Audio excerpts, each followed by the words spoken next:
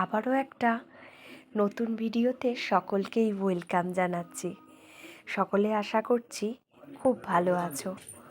সকালবেলা ননাইকে রেডি করিয়ে স্কুলে পাঠাতে পারলে তারপরে অন্য কাজে হাত দিই। ওদের স্কুলের গাড়িও এসে গেছে, এখন গাড়িতেই যাই আর কি। নইলে শীত, গ্রীষ্ম, বর্ষা সব ঋতুতেই কিছু না কিছু অসুবিধে থেকেই যায়। তার উপর ওর বাবার তো আবার অফিসের তাড়াহুড়ো থাকে সকালে, তাই এখন করে গাড়িতেই ওদের যাওয়াটাও অভ্যেস হয়ে গেছে। আগে গাড়িটা বেরিয়ে যাক, তারপরে আবার আপনাদের সাথে কথা বলছি।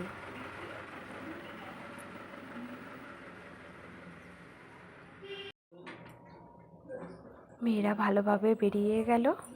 এবারে চলুন রান্নাঘরে দেখি কি রান্না করা যায়। স্যুপের সব রকম ভেজিটেবলগুলো আছে, তাই আজকে একটু চিকেন স্যুপ বানাবো। মেয়েগুলোও কদিন ধরে খুব বায়না করছে। চলুন আবার পরে কথা হবে। সকাল থেকে আর আপনাদের সাথে কথা হয়নি। ননাইও স্কুল থেকে চলে এসেছে। আজকে সব যেহেতু শুক্রবার, প্রচুর ওয়ার্কশিট আজকে বাড়িতে দিয়ে দেয়। ভালো আছে? কত ওয়ার্কশিট দিয়ে দিয়েছে রে? চ দেখি, ওই অ্যাসেসমেন্টেরও তো পেপার দিয়েছে রে বেটা। দাঁড়া দেখি ননির এক্সাম শুরু হবে মন্ডে থেকে, আর ননাইদের আলাদাভাবে ওইভাবে হয় না, প্রতি উইকেই একদিন কি দুদিন করে এরকম ক্লাস টেস্টের নাম্বারগুলোই যোগ হয়ে পরীক্ষাটা হয়ে যায় আর কি। তো এইরকমই ওদের প্রায় পরীক্ষা লেগে থাকে সেই কারণে। এটাতেও এ প্লাস তো, বাহ, ভেরি গুড গার্ল। আজকেরটা কেমন হলো রেজাল্ট বেরোলে দেখা যাবে।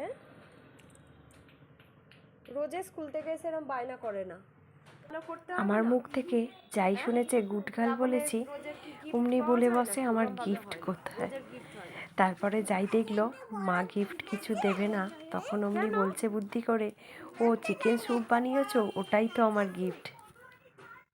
একটু লেবু ছাড়ালাম, শীতকালে সবাইকারই তো লেবুটা ভীষণ প্রিয়।